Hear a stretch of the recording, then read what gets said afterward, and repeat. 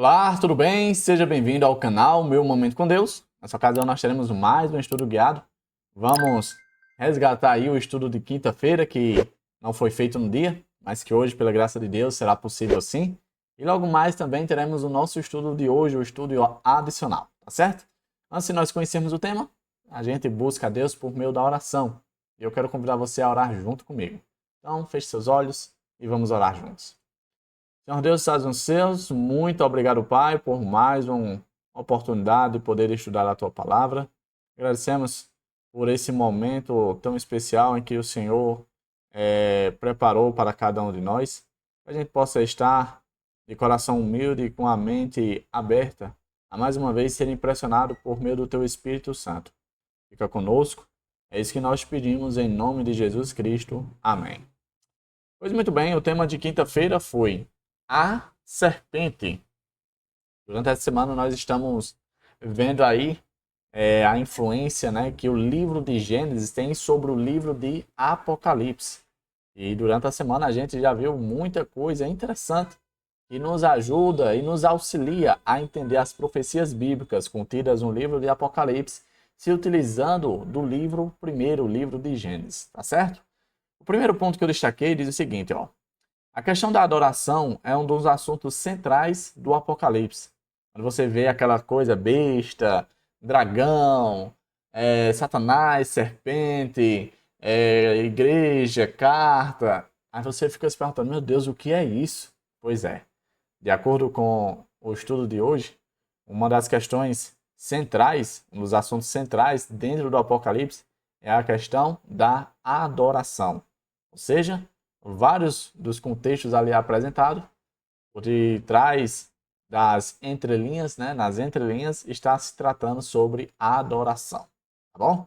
O dragão é identificado como aquele que promove falsos sistemas de adoração.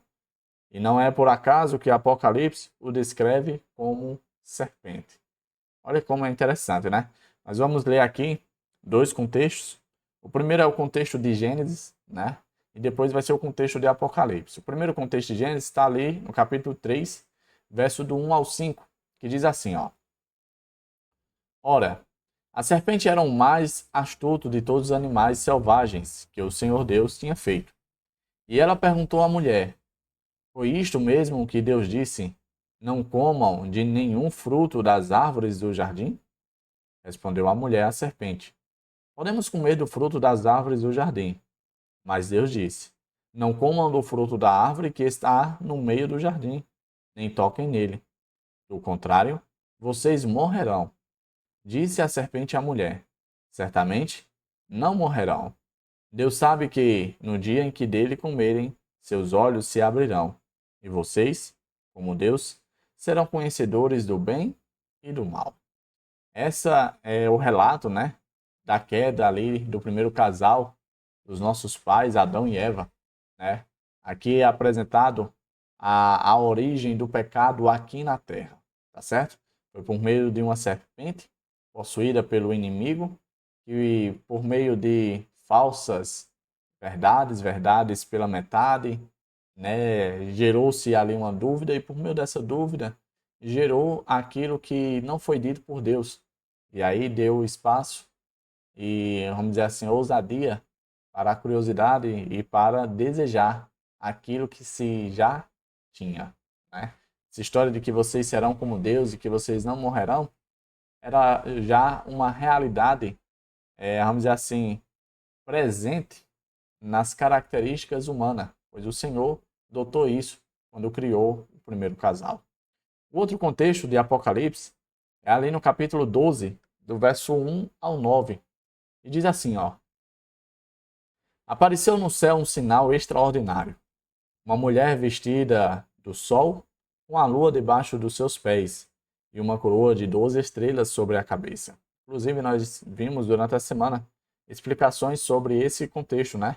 Se referindo à mulher como a igreja, né?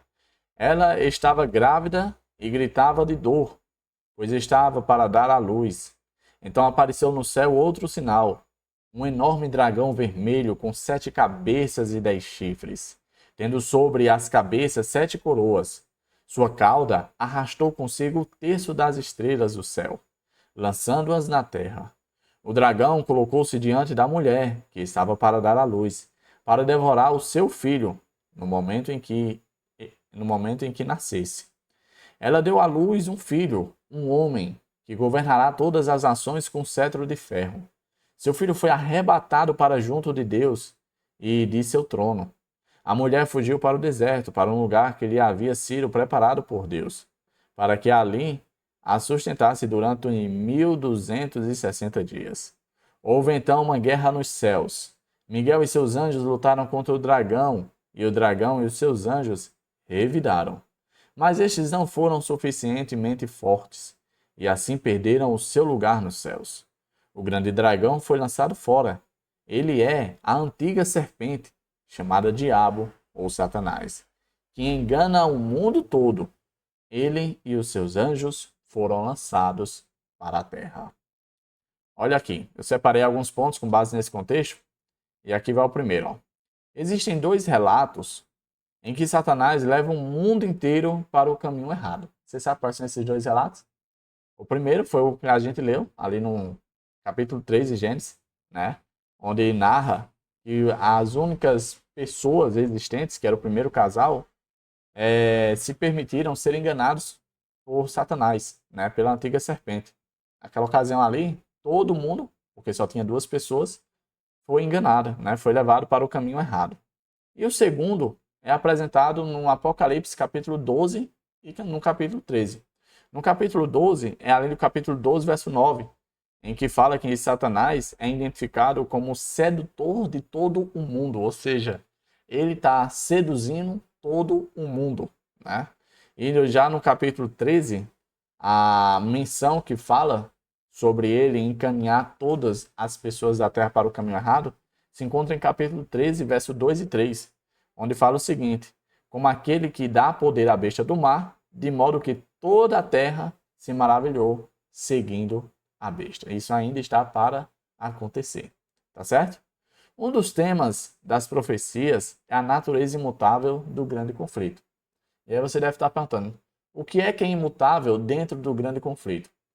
Bom, dentro do grande conflito existe uma guerra espiritual, onde de um lado está a pessoa de Deus e do outro lado está a pessoa de Satanás. Satanás acusa o caráter de Deus e Deus defende o seu caráter, apresentando que Satanás, a bem na verdade, ele não apenas é um enganador, mas ele é um obstinado sedutor, que de várias formas ele está tentando desencaminhar os moradores da terra para ir contra o governo de Deus. O que é imutável no grande conflito é exatamente a posição de cada um dos lados. Enquanto Deus ele permanece sendo o que é desde o princípio, Satanás da mesma forma. Se Satanás era enganador, era corrupto, era mentiroso, como é descrito no texto de Gênesis, ali logo no início, no princípio das coisas, até os dias de hoje, ele mantém essa posição e essa postura, tá certo?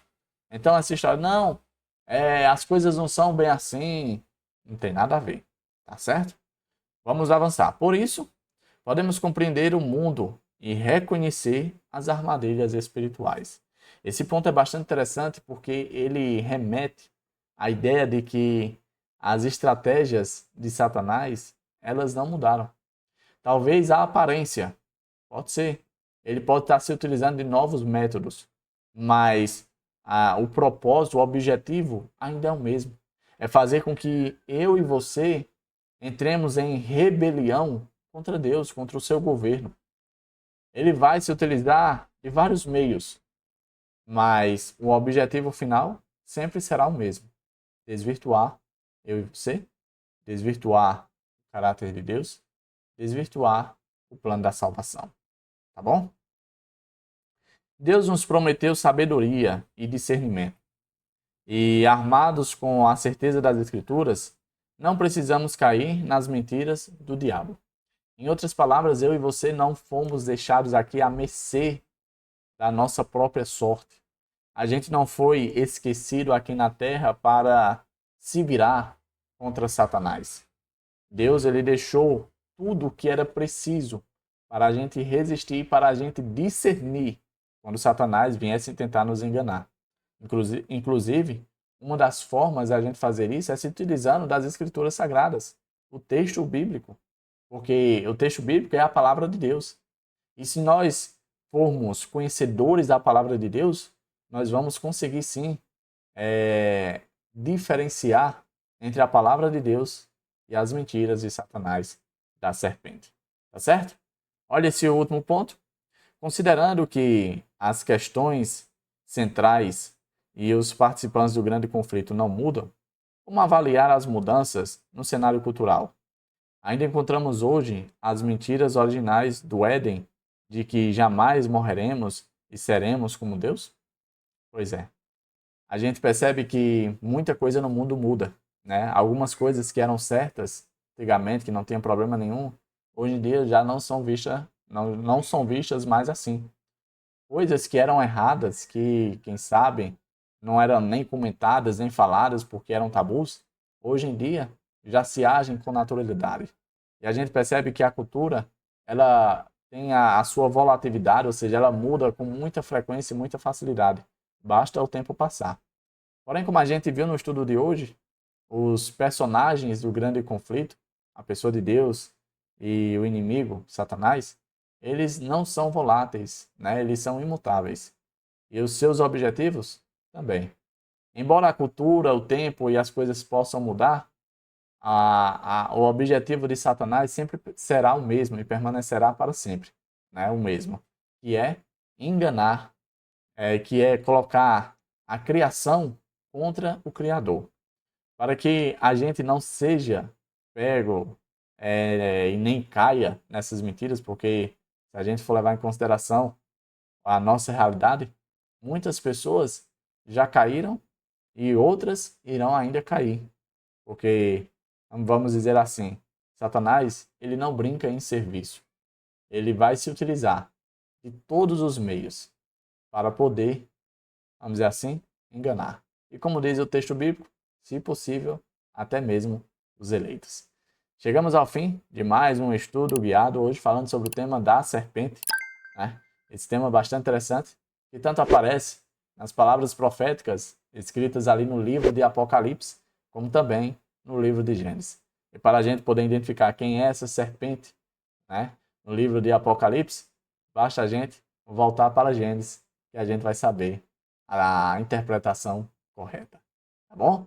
Papai do céu te abençoe, te proteja de todo mal. Eu quero te ver aqui no próximo estudo para a honra e glória de Deus. Até a próxima e tchau, tchau.